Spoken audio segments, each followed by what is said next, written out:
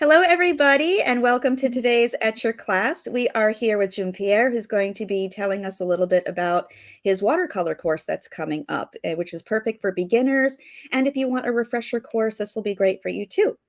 So if you have questions for Jun-Pierre, please put them in the chat in all capital letters so that I can see them better. If those questions are relevant to what he's doing at the moment, I will ask at that time.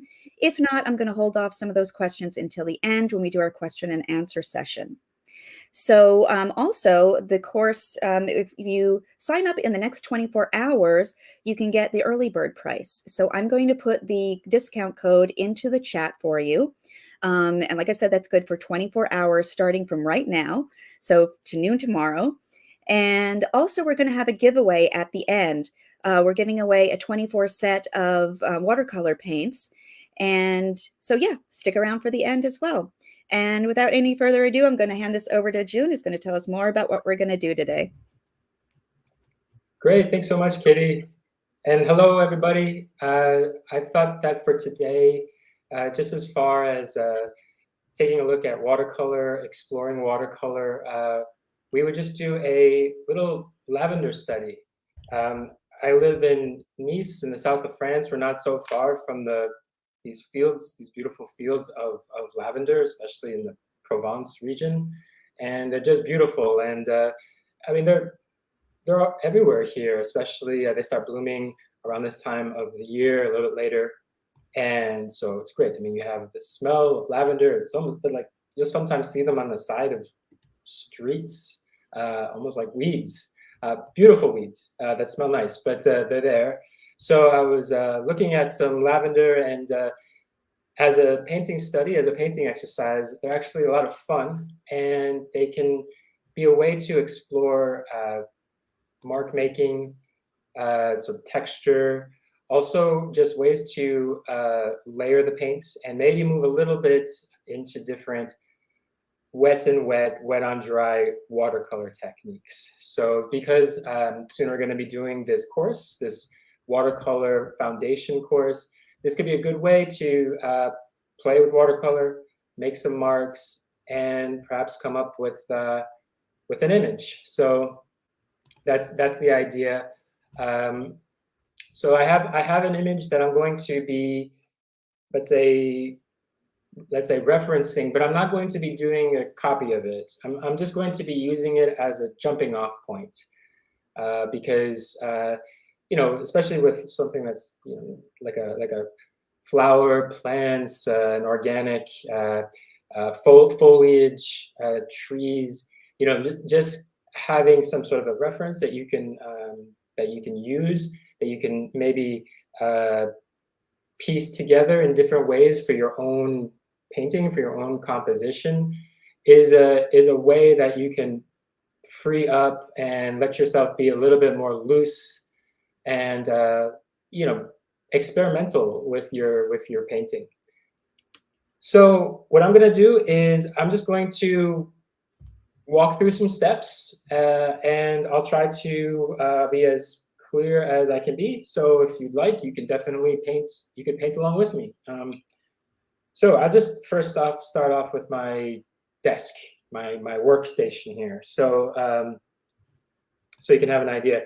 What I did here is I have my paper. I'm just using, if you're wondering, it's 300-gram cold press paper. You could use, it doesn't have to be necessarily 300-gram. I would recommend cold press though, just because of some of the texture.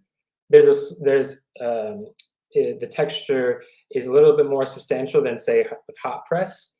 So that's going to be helpful for some of the effects with the flowers, with the lavender. I have some brushes here that are 3 different kinds. So there's 2 round brushes. If you want to know the sizes, it's not, I have basically the medium to large brush. It's a 12. This is slightly smaller, so it's an 8. So these are 2 round brushes. I have a flat brush, and then I have a sumi brush. Okay, so I'm going to use primarily these round brushes, but I just wanted to show them to you. I'll probably be using a bit of those as well. I have paper towel. I have, of course, my paint. And regarding the colors that I'm going to use, I'm not going to be using probably more than, oh, I'll probably be using just 3 colors actually. So I could just put them out for you real quick. Each of the primaries. So a warmer blue, almost like a turquoisey blue. See that? A cooler red, so like an alizarin crimson, say, will be fine. Basically a red that's leaning a little bit more towards, let's say, a violet. And then a cooler yellow, which, let's say, when I say cooler, it's maybe leaning a little bit more towards green. So that's pretty much my palette. I mean, if you don't have these particular, blue, red, and yellows, that's okay. That's totally fine. You could just use whatever. Most pan palettes like this, but even if it's like a smaller set, will have 2 of each of the primaries. So you could, if you want, you could just put all the swatches down. You could say 2 of the reds, 2 of the yellows, 2 of the blues, and just do a compare and contrast. So first thing I'm going to do is I'm just going to do a wash. I'm going to do a very basic wash, which is like a very fundamental, let's say, technique in watercolor. So first thing I'm going to do is I'm going to get a lot of blue and a lot of water. So I'm just picking up just a bunch of it. So a bunch of water and color. So I like to call it a reservoir, just a reservoir of color. By the way, Kitty, is everything clear on the screen and everything? Yes, it is. We can see it just fine. Okay, And cool. everyone, just so you know, the watercolor set that Jun-Pierre is using right now is the same one we're giving away today. Oh, it's a really good set. And I'm not Thank you. saying it. I use it a lot. It's very, very handy, nice colors. Okay, so what I'm doing is I have a watery mixture here. And what I'm going to do is I'm going to give myself sort of a base. So I have a bunch, and I've picked up my paper. If you notice, I'm picking it up. I'm tilting it towards me. And I'm just going to go across, and I'm going to sort of pick up water as well. So it's starting to accumulate down. And actually, what I'm going to start doing is I'm going to sort of transition to just water. So it's actually a gradated wash that I'm doing, meaning it's like I'm getting lighter and lighter, diluting the stroke as it, or diluting the wash as I go down. So once we get to the bottom, I have this bead, meaning this accumulation of water, which is very handy to just finish the rest of the wash. I'm just gonna leave that there like so. In fact, what I'll do is I'll maybe just put this right over here because I wanted to continue moving down. I wanted to actually, you can see that it's a little wet. I wanted to actually just keep this slight inclined position, this tilted position. So that will enable it to have a little bit of this effect where it's sort of falling down a bit. So while it's drying, what I want to do is just play with some mark making. The thing about watercolor is that there's always some play that you have with, obviously, the color and the water and the paper. So just how you might make different marks, how you can let the color flow on the page. So here I just have, this is just a scrap piece of paper. It's just a scrap piece of watercolor paper. But what I wanted to do is just start looking at some of the marks that we can make with our brush. So I'm going to actually take some of this same blue, and I'm going to try to make that purple that we see with the lavender. So I'm going to also take that cool red, So I'll just take a bunch of it like that. Jun-Pierre, Yeah, would you move your palette just a little closer to the center so we can see the mixing sure. area? Perfect, thank you. All right. Okay, so what I want to do is, look, I'm just going to try to play with this idea of my brush. So the tip of the brush versus maybe the body or the belly of the brush.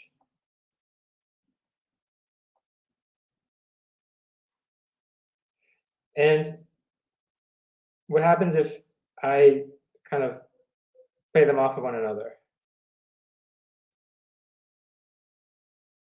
Meaning if I use a tip and then just put pressure down, it's almost like I'm just stamping the brush, right?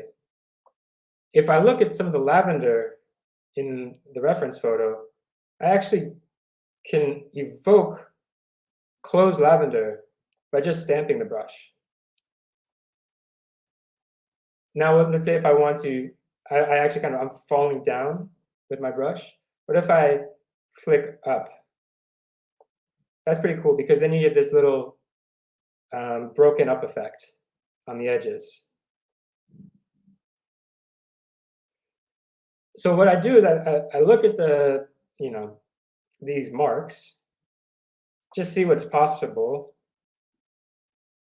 and I see if I can get any ideas. I see if something might jump out and actually be like, oh, that's evocative of petals or leaves or whatever, stems. So what I'm going to do is try, I'm going to make a green. I'm going to take that same blue.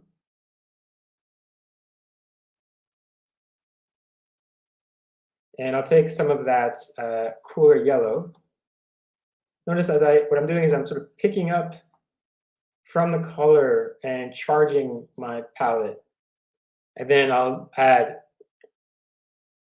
a substantial amount of water so I have a nice, again, a nice reservoir of color. Okay, so now what I want to do is same idea. I'll just play this idea of the tip of the brush versus maybe the whole brush. And if you notice that if I try it with a different brush, so here I have my flat brush.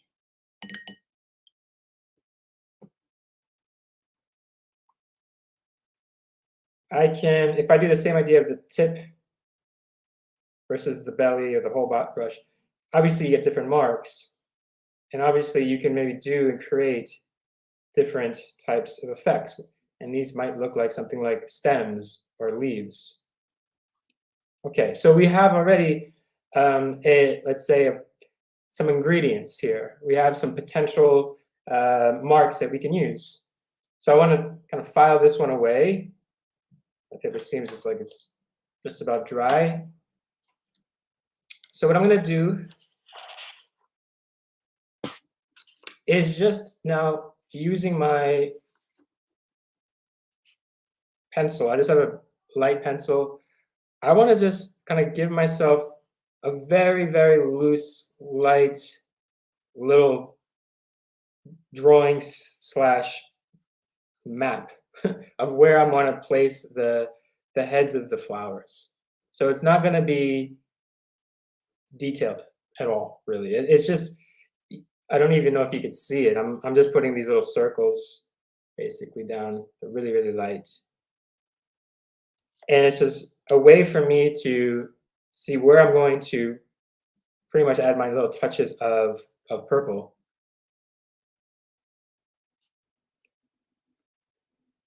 Okay, and now what I want to do is see how I could arrange this frame here, where I have a composition that can work, that can maybe leave some of the space because I have this gradated blue background here, and then just play off of that. So I'm going to go back to the same exact palette that I just did. I'm going to use some of that blue, some of this cooler red, and I'm going to start with the purples. So I'll make a pretty good amount there. And I'm just using the larger round brush, in case anybody's wondering. Just a larger brush. I like using a bigger brush and just see how far I can go before I really need to transition to a smaller brush. Okay, so I got a bunch of purple here. So I'm just gonna go for it. I'm gonna try to use some of the techniques that we did here, but I'm also going to try to show, let's say the flower as it opens up, and then the parts of the flower that are still more closed. So I can kind of show you what I mean by that. So first off, what I'm going to do is just kind of flick up. And I'm just sort of using the belly into the, or I should say the tip into the belly.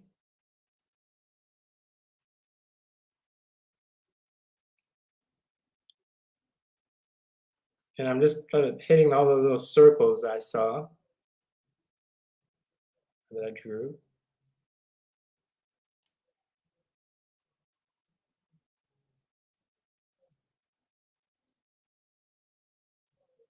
And then some of the lavender, it's a little bit more it kind of opens up a little more. So I want to show some of those individual petals as they open up.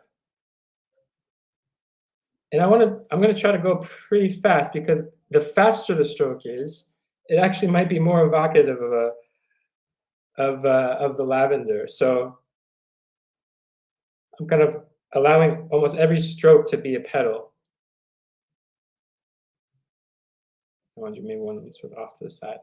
So with the ones that are a little bit more closed, so meaning the parts of the flower that have they're under these petals, I'm just going to use this stamp dot technique, just like that. And it's pretty much just to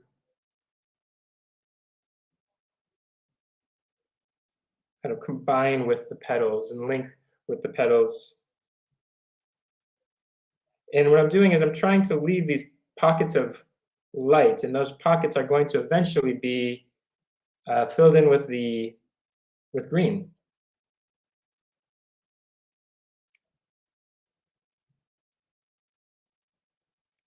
Think of it, it's almost like these little cylinders or something that are made up by these dots.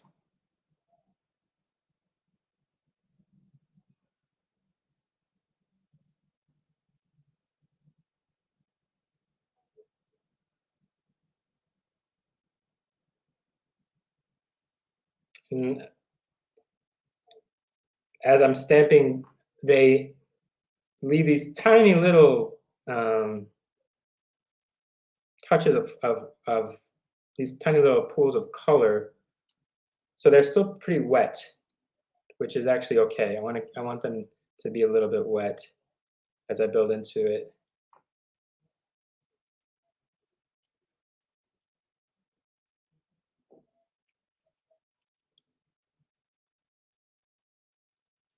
Okay, so now I'm going to go ahead, I'm just going to keep using the same brush, but I'm going to wash it out quite well. So that's why I have 2 jars of water. I don't know if I mentioned that. Okay, so now I've got my green.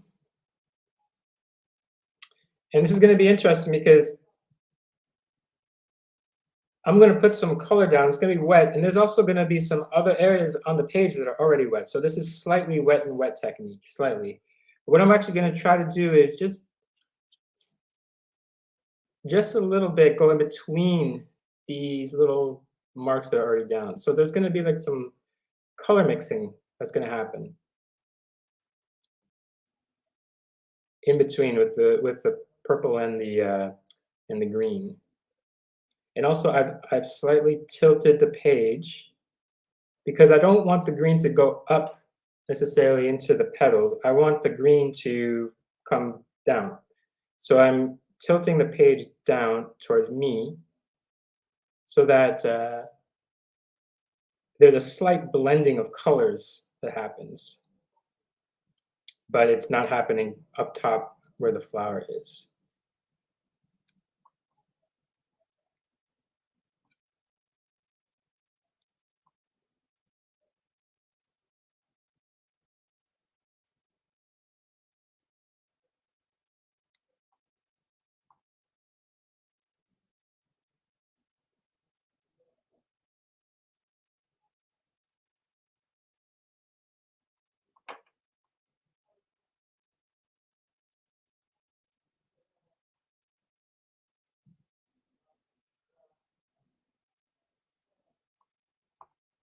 So we get this color mixing that's happening, and green and purple are really interesting together.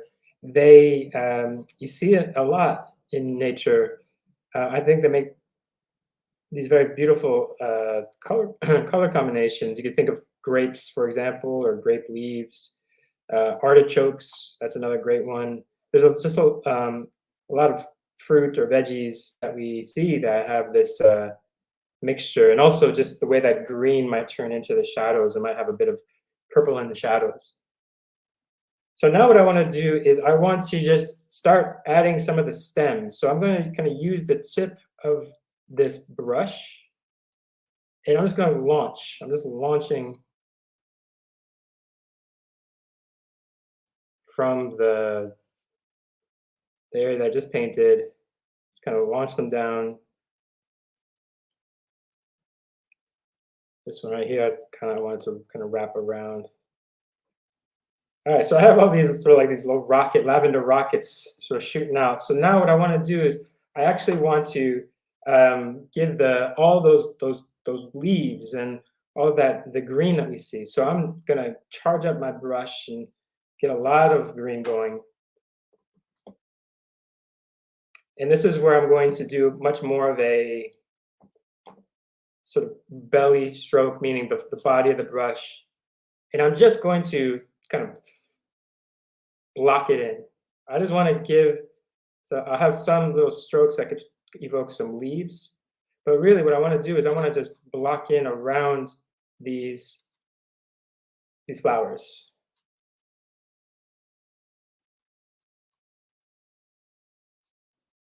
As I go up to the edge, I want to then also flick. So I'm going to flick a little bit as I'm going out to the edge of this mass of green.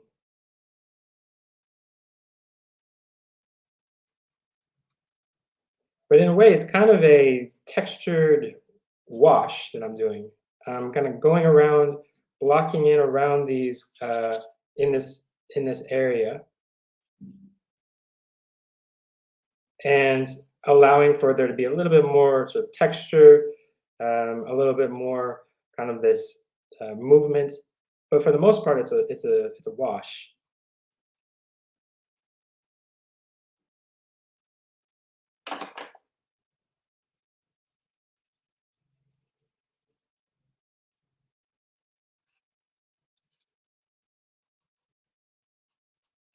Also going to leave some little pockets of white that maybe I could work with.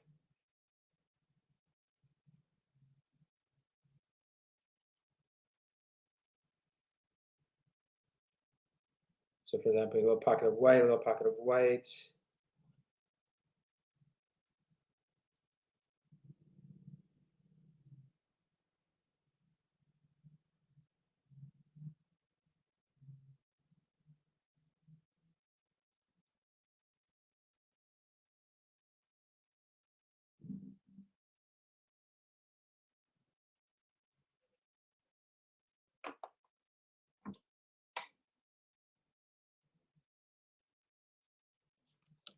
And to vary the stroke a little bit, I'm going to switch to my Sumi brush.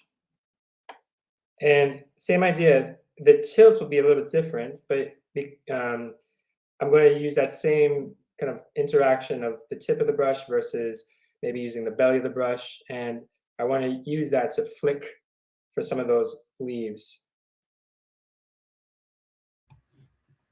Jun-Pierre?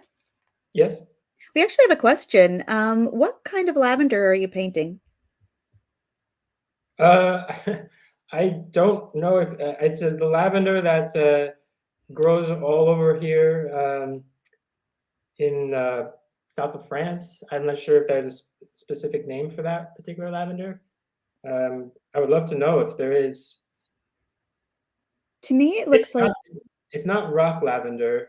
mm, It's it's kind of grows just like fields and fields of it. to me it looks like just regular French lavender because the flowers look like little purple bumblebees. Yeah, yeah.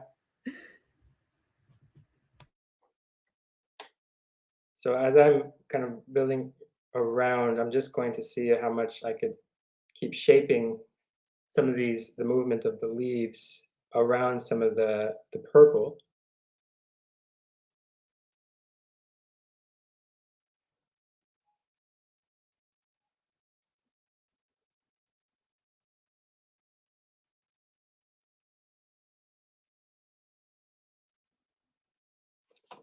And now I have some little pockets that of white and so on. So I'm going to go ahead and uh, drop in some purple. So I'm going to put some purple back on top in the painting. And that can be into areas that are still a little bit wet. It's okay if there's a little bit of color movement, but just, just to allow for some of this blending that's going to happen. And then on top of that, maybe also in the petals themselves, because you could then convey a little bit more depth, a little bit more nuance, light and shadow. So I've basically done a slight deepening of the color by just doing a second pass.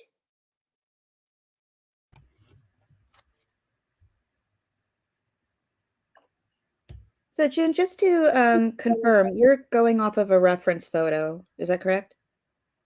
Yeah, I'm going off of a reference photo, but I'm not really painting. I'm looking at the reference photo that is of a potted lavender plant, but I'm just really painting the top of the plants. I'm not doing the vase. I'm not doing anything like that. It's just, I'm just pretty much just doing the lavender by itself.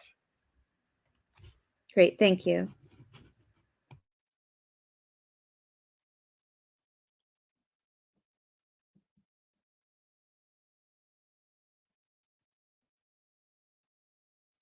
And maybe what I'll do also is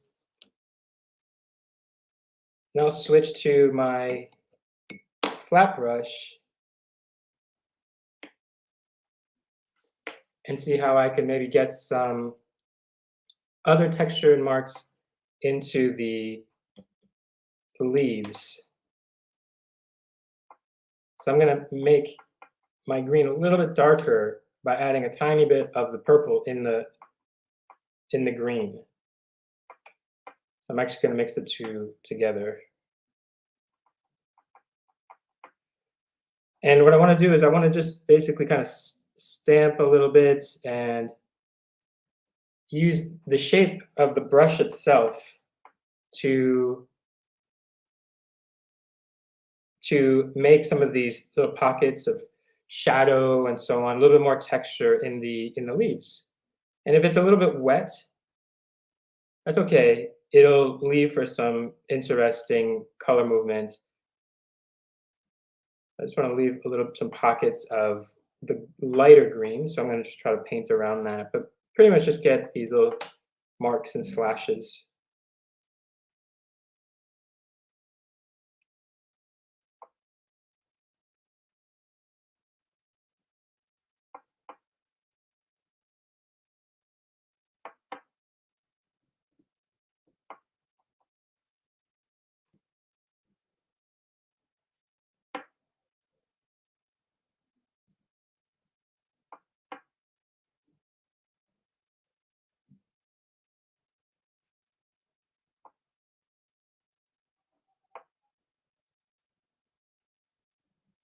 Yeah, I think one of the things about painting something like, you know, whether it's plants, rocks, wood, you know, when you have this this texture and how you're trying to make something that feels like it's you know, natural, is to have a bit of, you want to have a bit of randomness. You want it to feel like there's like it's a little bit chaotic, but also that there's a bit of balance as well. So I'm trying to make sure that the colors, the shadows, the arrangement of the darks to the lights are, you know, they make sense, but at the same time convey that it's, you know, that it's this lavender. So there's the way that it can go, it could take on lots of different forms. A lot of times it's just how you react to your own painting. There's a point where I'm looking far less at the actual photograph, and I'm just watching it as my painting is developing. And sometimes I might feel a little bit a little scary or a little uncomfortable because, you know, with the reference, everything is there. But that's also one of the problems with having a reference. Everything is there, and so sometimes we have this urge to try to capture everything, and that could be just too much. You know, sometimes it's just you just can't. You know, it's just in a way maybe that's not what we want to see. We don't really want us to see a copied photograph. We want to see what you can do, you know, the way you see something. So that's the idea, is how we use ourselves as the filter. We get inspired, we use it as our own, let's say, our own reference, and build up the image from there. So it's kind of, I have the greens down. Now what I want to do is maybe just add a little bit more play up here on the top, and I think that's pretty much it. I think that's pretty much all I really wanted to do.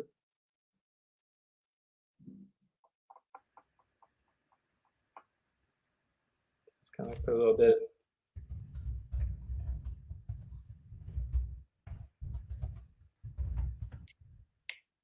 And I got a little spray bottle here. So it's kind of just a little soft little spray.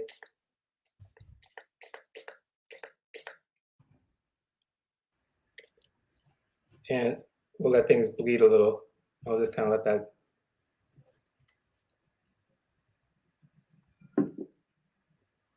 let that just settle.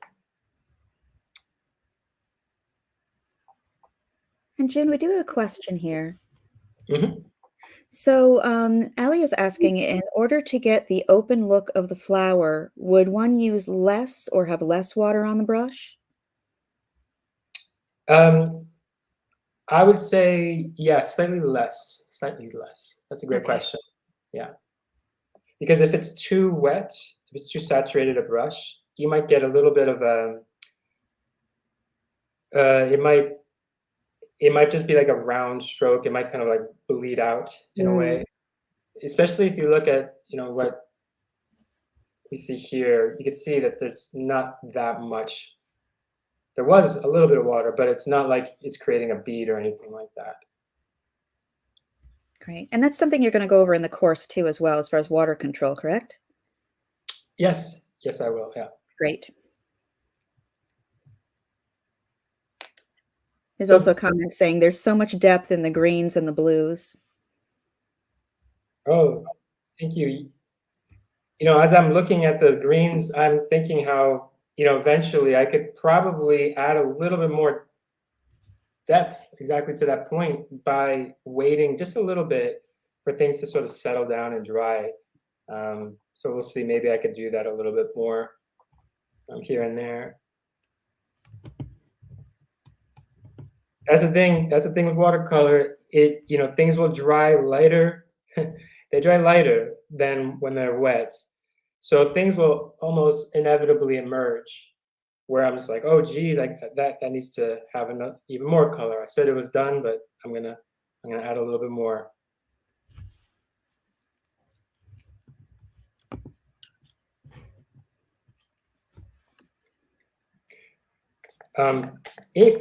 If you feel like some areas you might have are a little bit too dark or too like you might need to subdue them. You could try by adding a little bit of water, lifting off a little bit.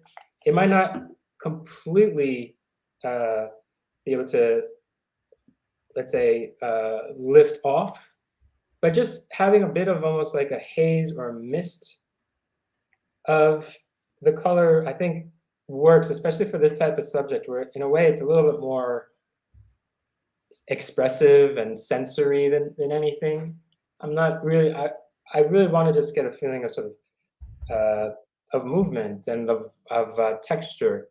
So you just see how, again, you have to keep your eye on your painting and just watch how almost every mark that you arrange, how it sits and settles with the rest of the painting, and then see where, oh, maybe you could just slightly soften an area or make an area darker, or sharper, or crisper. That's, I think, a big part of the fun with watercolor, because the painting will slightly change as it's drying, as colors mix, as it lightens, as it dries, and so on.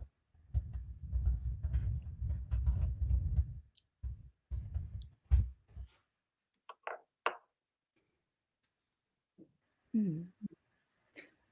Well, we have a question in the chat saying, Kitty, does Jun-Pierre teach a watercolor class? Yes, he does. He has taught many classes on our platform, and this class that you're watching right now is actually a demo for his 6-week course that he's teaching starting on June 2nd.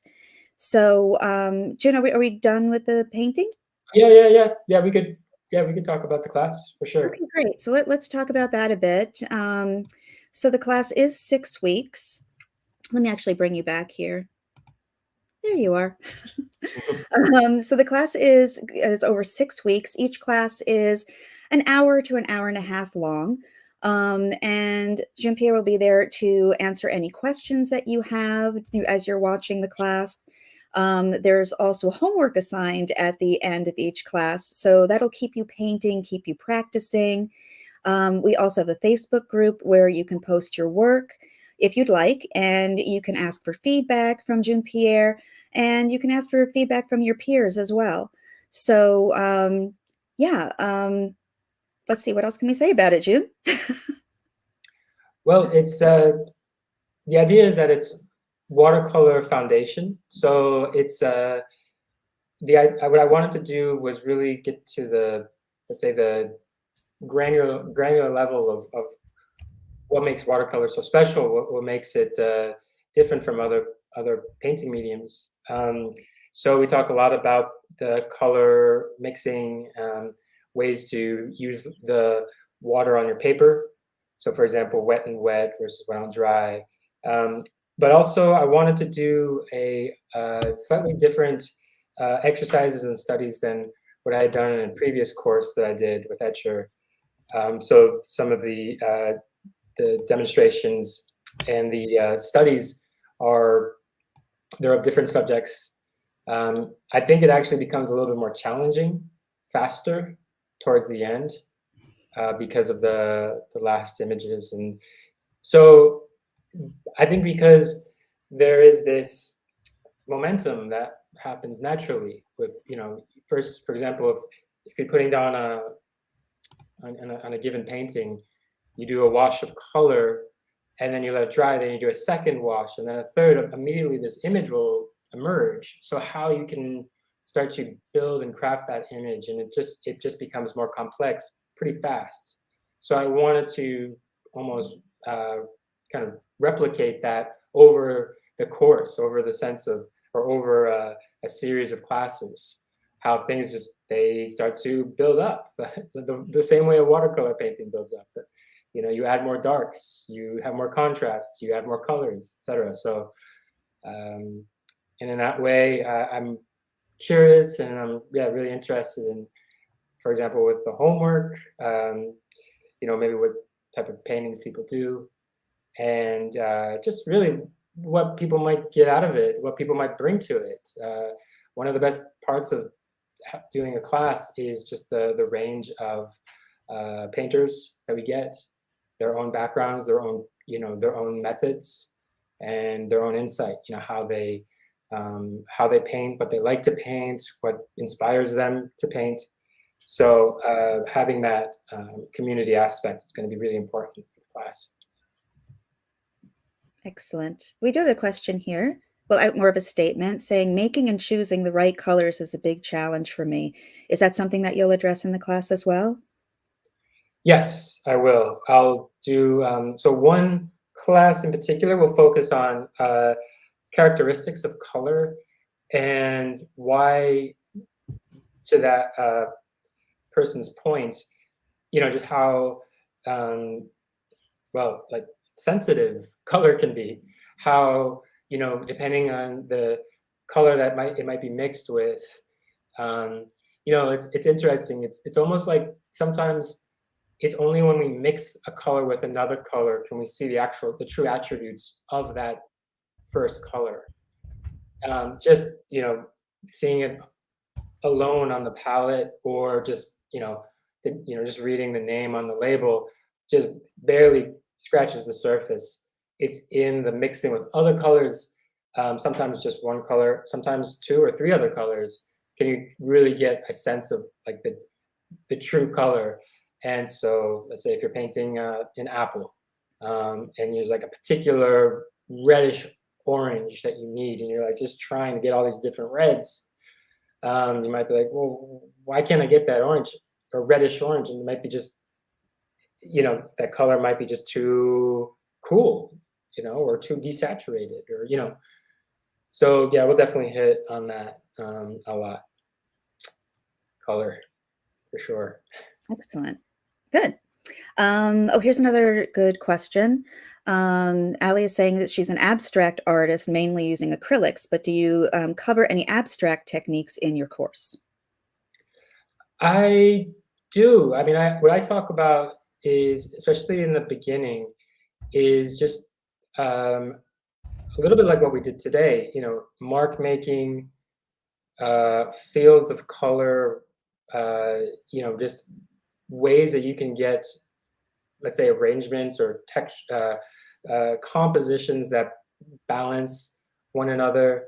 And so much of that is more intuitive. It is about, you're bringing something to an idea that you might not necessarily know in advance, but it's something that you kind of feel or can recognize when you actually see it. And so as the course continues, we start to talk about different textures, ways that you can create different textures with different tools. Some of it is just the nature of the pigment and the water mixing together. Some of it is just having other materials that you throw in to get all kinds of cool textures and effects. So all of that can lead to really interesting abstract work. A lot of it will just be whether, I think, if you're an abstract painter, if you're a more realist painter, if you're interested in like comics or illustration or whatever. I was hoping that it was just, here are some of the ideas, here are some of the methods, here are some of the approaches. They're a lot of the exercises are pretty just basic, just like mixing colors, putting them down, but then seeing how you could run with it, seeing how you could take that and for your own work. So how something that we do in one exercise could be applicable for you with whatever project or whatever idea you have that could be, or it could be more relevant. Like for example, we do a study of like a mocha coffee maker, like one of those, just a coffee maker. It's not about doing paintings of coffee makers, but it's how you can maybe use such an exercise for your own work, for just like studies of like blacks, whites, grays, neutrals, shapes, things like that. So, and then in fact, that's kind of how I always teach watercolor or painting in general. It's like I might do a painting of a landscape, but it's not so you would only paint landscapes. It's just so you could say, okay, we could use some of these approaches or some of these techniques for whatever painting that I might be actually interested in doing, be it the landscape or be it some, I don't know, portrait of a puppy or whatever you might want to do. So because a lot of it is like this, it's like we're doing lavender, but I'm not spending most of my time painting paintings of lavender. It's just more about how to get a feeling for the brush, the colors, the paper, just moving the paint on the paper. So, and having, fun and getting some ideas from it. Great. So basically, no matter the style that you're gravitating toward, no matter your subject, this course is going to give you the foundation for basically how to actually use the medium of watercolor. Is that correct? Yeah, I mean, that's the aim. That's my goal. That Great. watching the course or being there in the class, that you'll have a foundation on watercolor, right? Because watercolor is often, I think, it's considered a very intimidating medium, and that there's just a lot to learn, and there is, but it's also really playful, and like it's a very, almost like a responding or respond, like it's a collaborative medium. And so a lot Exactly. of times it's just, you just got to spend time with it. It's just spending time in different ways and with different frameworks. And so I sort of designed these different frameworks where we could just play with it and learn in the playing, and the just, trying new brush strokes and mixtures and so on. Great. Awesome. That sounds amazing. So everybody, if you have any actually, I think somebody did have a question. Let me scroll back a little bit and see. Nope, I think I got it. Okay. So if you do have any more questions for Jun-Pierre, please put them in the chat right now. And again, if you sign up in the next 24 hours, so by noon Eastern Standard Time tomorrow, daylight time tomorrow, you can get the early bird pricing. And I put the code into the chat, which is Art Journey. And the course starts on June 2nd. And noon, I think. Yeah, noon. Yeah, it's Noon exactly a daylight. week from today. Yeah. Yep. Yeah. And I think that's pretty much everything as far as the course goes. So the link to the course is in the chat, as is the early bird code. And as I mentioned earlier, we're going to do a giveaway. So Right. the watercolor set that you see on Jun-Pierre's desk is what we're giving away. It's got 24 colors. It has all the basic colors that you need, and also some really fun convenience colors to play with. And yeah, so this is how it's going to work. First of all, hands off the keyboard. And so let me explain how it's going to work first. So on this piece of paper, I have written a number, and it's a number between 1 and 50. And what I'm going to do is type go in the chat. And when you see go ahead and type in your number. Only type in one number, just one number per person. And I'll give you 15 seconds to do that. After that, I will type stop in the chat. Anything that comes in after the stop isn't going to count. And then I will show you the number. The person who either gets the number or the first person to get the closest number will win. Okay, so give me one moment here. And go.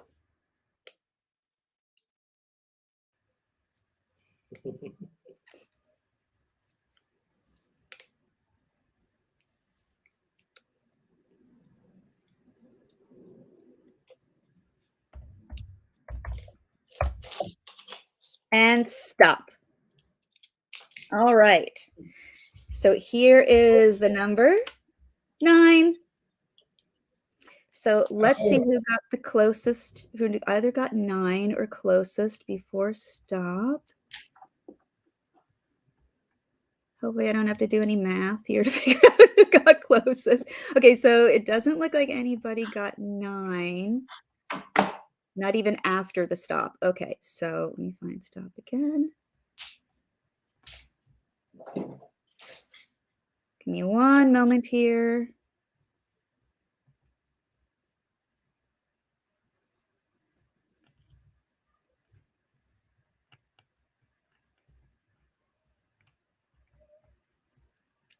Robert. Robert is the closest. All Robert right, Butler Robert. with 12. Yay! Congratulations, Congratulations, Robert. All right. And earlier, Robert said he was a beginner watercolor. So this is going to be, I think, really fun Cool. for you. It's a great set to have as a beginner. Yeah, Okay, so sure.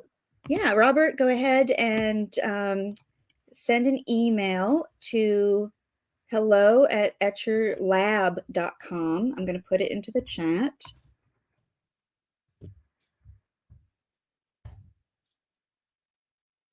Okay, so go ahead and send an email and just let them know that you're the winner. I'll also send a note letting them know to expect your email, and we'll send that out to you. And hopefully you have a good time playing with that while you're doing your watercolors.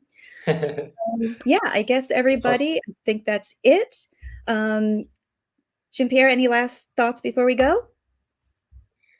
Only that, watercolor is a wonderful medium. I love it. I'm so passionate about it. And it's, there's so much potential in it. So it's something that even if you're a total beginner and you feel like it's something that you've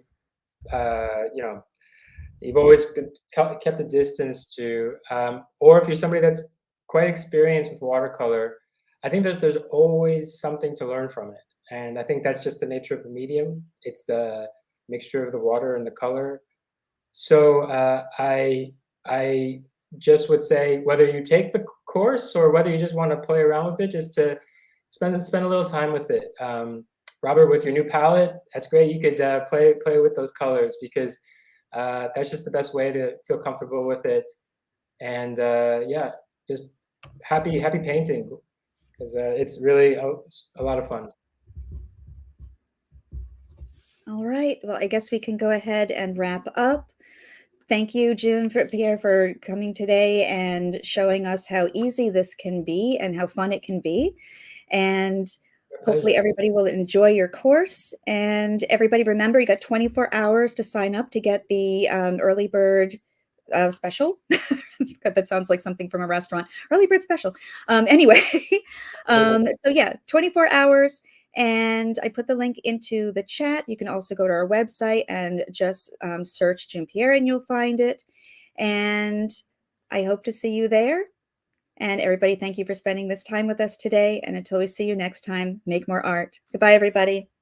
Bye. So long.